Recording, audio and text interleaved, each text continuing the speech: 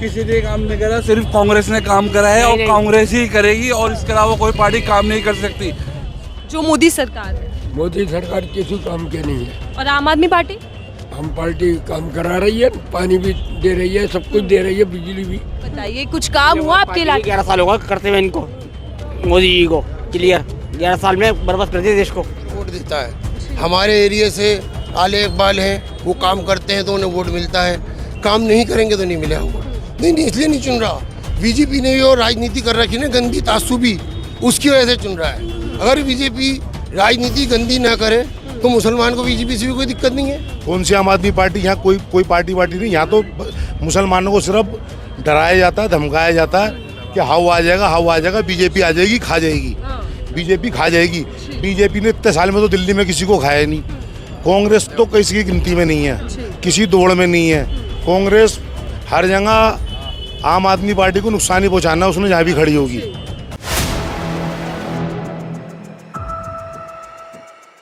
देश का दिल दिल्ली और दिल्ली के दिल में रहने वाले मुसलमान इस बार किस पर होंगे मेहरबान। नमस्कार, आदाब, आप देख रहे हैं 4 PM, मैं आपके साथ नफीसा खान।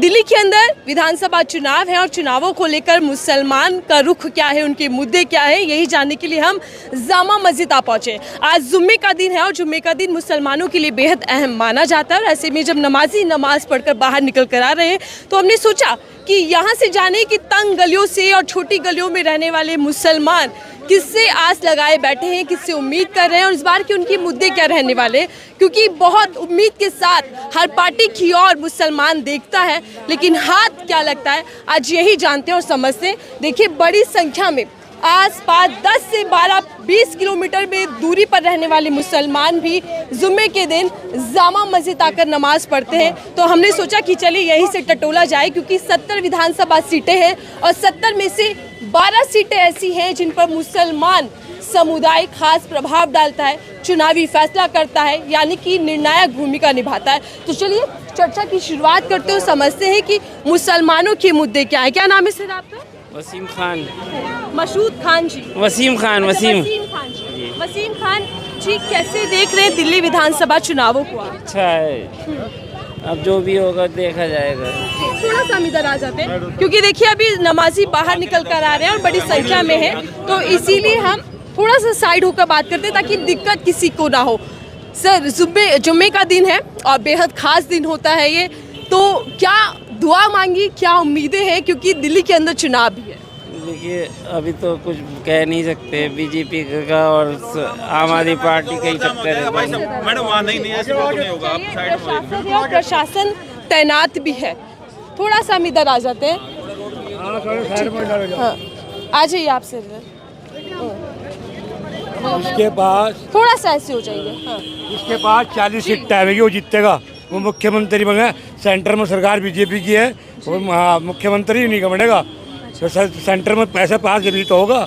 अभी हमें विधायक जी थे मटिया महल में, उन्होंने कुछ भी नहीं करा, दुबई चले यहाँ। जो विधायक जी हैं वो घूमने चले जाते हैं, काम नहीं करते। आप लोगों कहीं नहीं, इतनी भीड़ है, बहुत बुरा हाल है। 500 रुपये कमाने के लिए बहुत टाइम लगता है और उन्हें कितना टाइम लगा, 1 सेकंड भी लगा। लेकिन इस बार आप लोगों की मुद्दे क्या हैं, आप किससे उम्मीद कर रहे हैं? भाजपा भाई, हमें तो कारोबार चाहिए।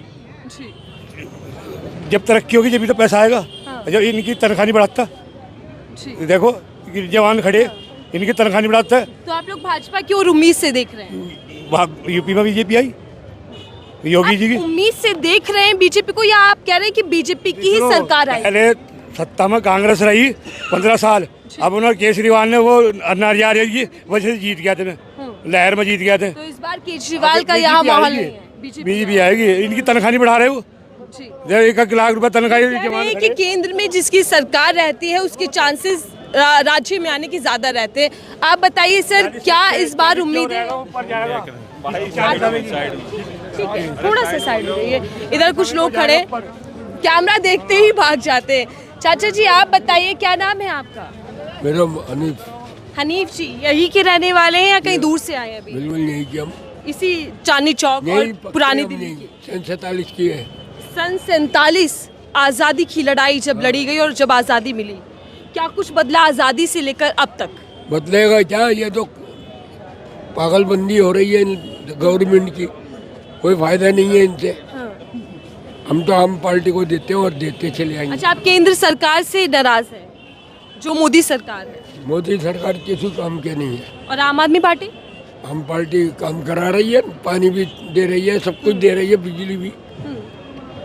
तो क्या आप फ्री की योजनाओं के चलते आपके साथ हैं? नहीं, फ्री की नहीं है, हम पैसा देते हैं, बिल में भी पैसे देते हैं। कौन सा फ्री कर दिया किसी ने कुछ?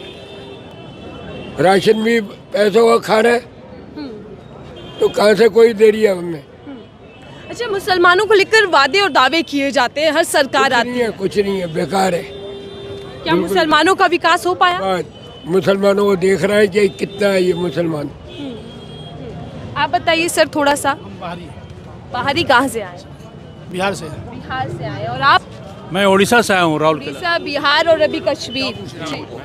चुनाव है दिल्ली के अंदर और खासकर निगाहें मुसलमानों पर है। मुसलमान अपने मुद्दे खुद तय करता है, और इस बार मुद्दे क्या हैं आप? मुद्दे तो जो भी हैं वो सरकार पूरा करती ही नहीं है, मुसलमान खुद ही पूरे करता है अपने मुद्दे। कोई राशन पे, बिजली पे, किसी चीज़ पे नहीं बैठा, अपने ऊपर ही बैठा हुआ है, और ना गवर्नमेंट का भी पूरा करती।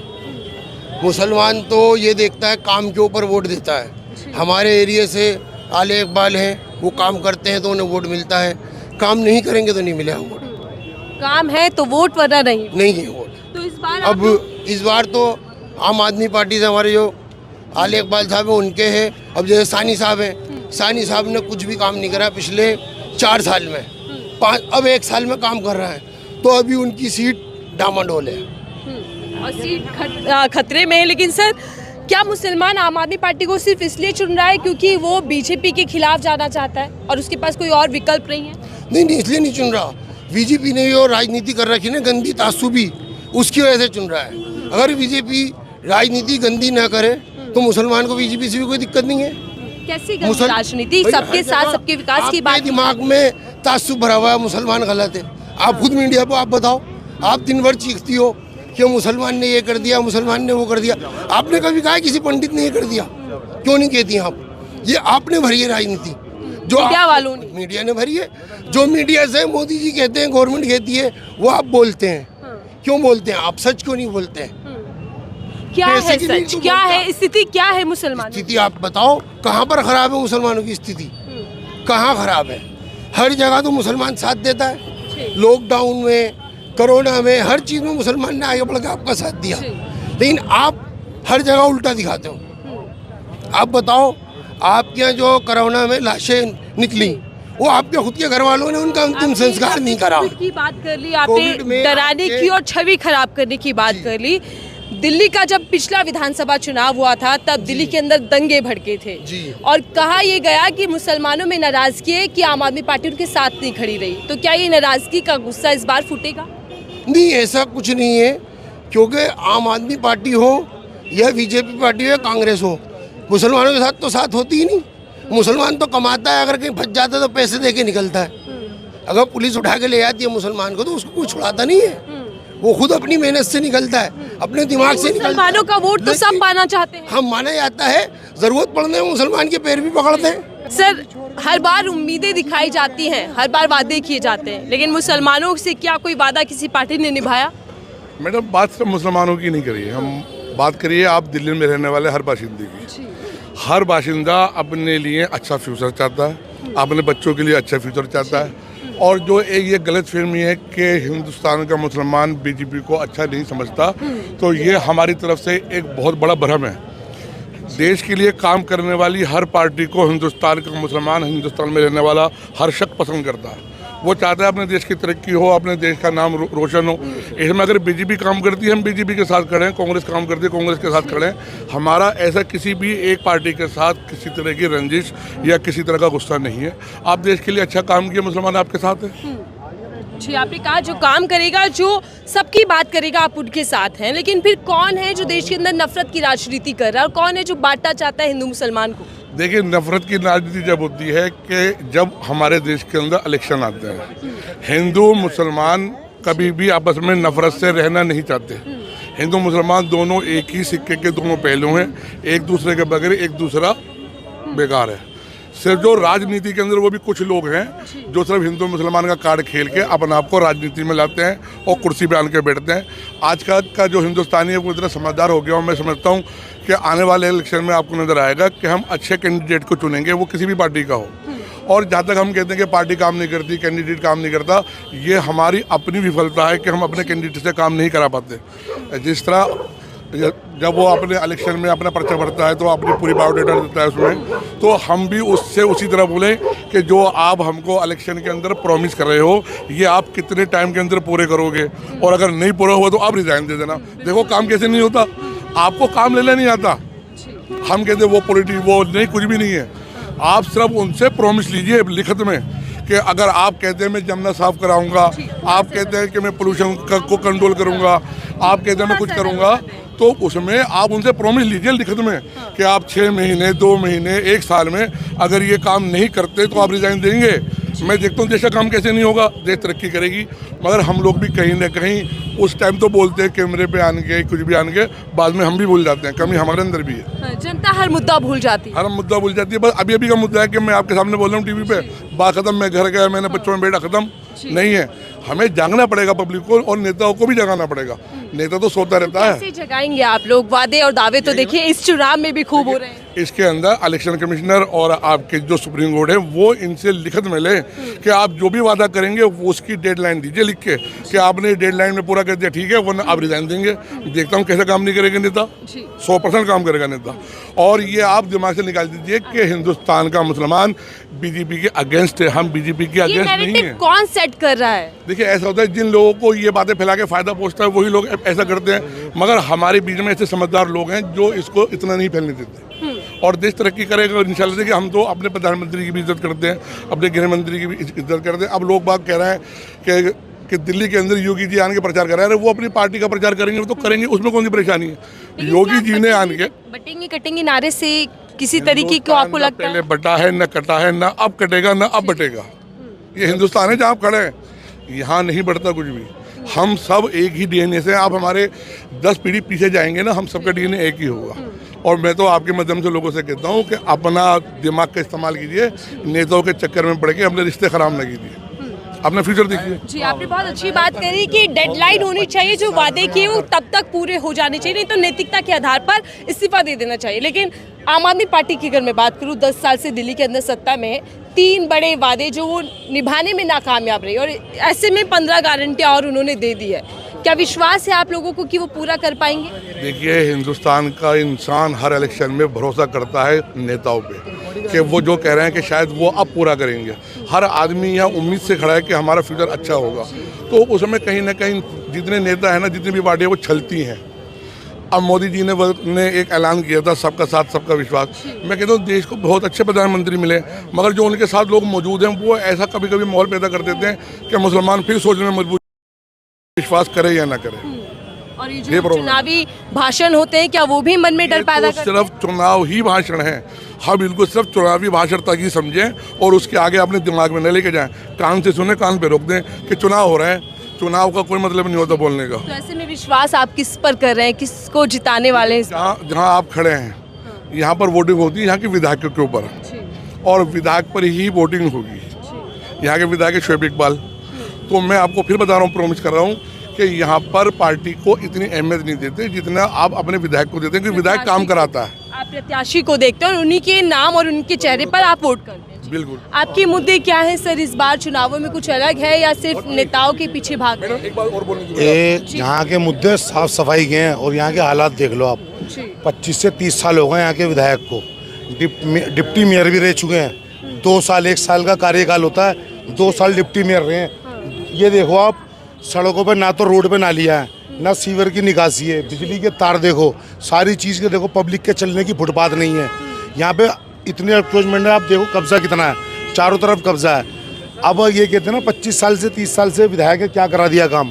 कौन सी आम आदमी पार्टी? यहाँ कोई पार्टी नहीं। यहाँ तो मुसलमानों को सिर्फ डराया जाता है, धमकाया जाता है कि हाउ आ जाएगा, बीजेपी आ जाएगी, खा जाएगी, बीजेपी खा जाएगी। बीजेपी ने इतने साल में तो दिल्ली में किसी को खाया नहीं।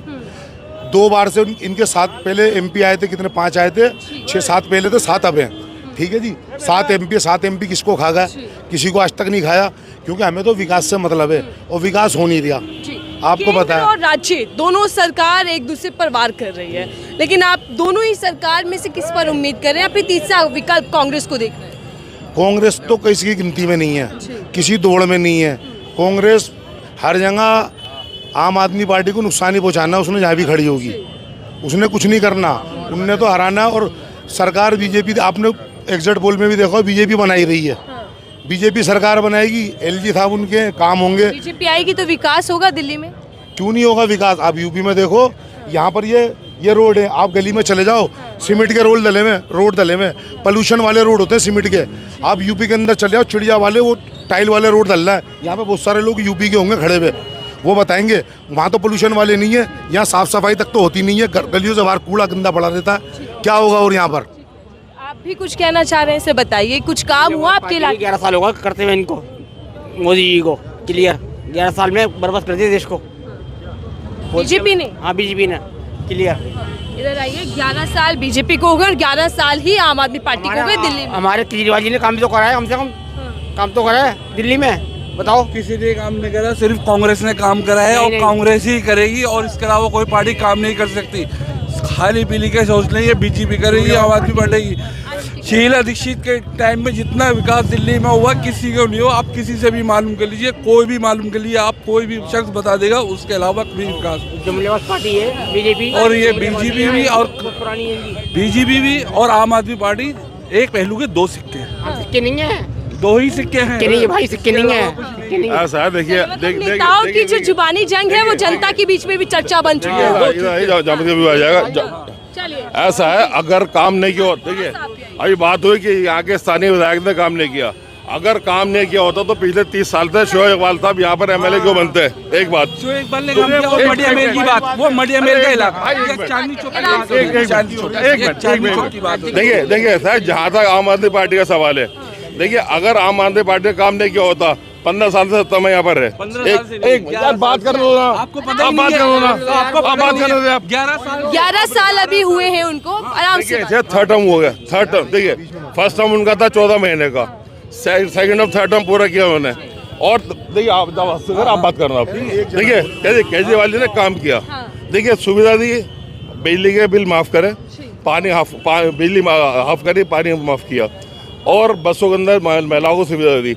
अब वो गारंटी लेकर आए, आप मेडिकल में चले आइए, मोहल्ला क्लिनिक मैंने काम किया, एजुकेशन से स्कूल में जाइए। लेकिन एक बात मुझे बताइए, आपने कहा कि काम किया, ठीक है, लेकिन पुरानी जो गारंटियां थी वो भी अधूरी पड़ी है, तो फिर नई गारंटियों पर कैसे विश्वास किया जाए?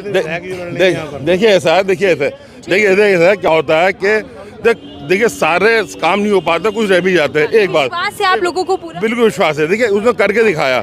आज बीजेपी वाले कहते हैं हमने विकास करा। अरे विकास क्या करे, GST के नाम पर पब्लिक को लूट रही है, समझ लीजिए। अगर देखिए वन नेशन वन इलेक्शन की बात करते हैं तो वन नेशन वन टैक्स के हिसाब से आप पेट्रोल को इसमें शामिल क्यों नहीं करते? उसमें तो वो नेशन में नहीं आता। ठीक है, आप क्यों कह रहे हैं कि सिर्फ कांग्रेस ने ही काम किया और कांग्रेस से ही उम्मीदें हैं? आप उसके अलावा देख लीजिए, सड़कों का हाल देख लीजिए, कोई फ्लाईओवर नहीं है, जितना शीला दीक्षित ने वही हुआ है, उसके अलावा कोई विकास नहीं। उम्मीदें और जो वादे हैं हर बार आप लोगों से किए गए, और मुसलमान जज्बाती होकर वोट भी करता है, ये आप लोगों की पहचान भी है, तो ऐसे में आप सिर्फ जज्बाती होकर आपको वोट करते हैं? इलाके में चल के देखिए, जगहों का हाल देखिए, गली सड़कें सब टूटी पड़ी हुई है, नाले सीवर भरे पड़े, लोगों को निकलने में दुश्वारी है। हमें विधायक से क्या काम है? हमें कोई रोजी रोटी तो देगा नहीं, वो तो हमें अपना भी कमाना है। जो हमारी मूल सुविधा उसी का तो ख्याल करा जाए।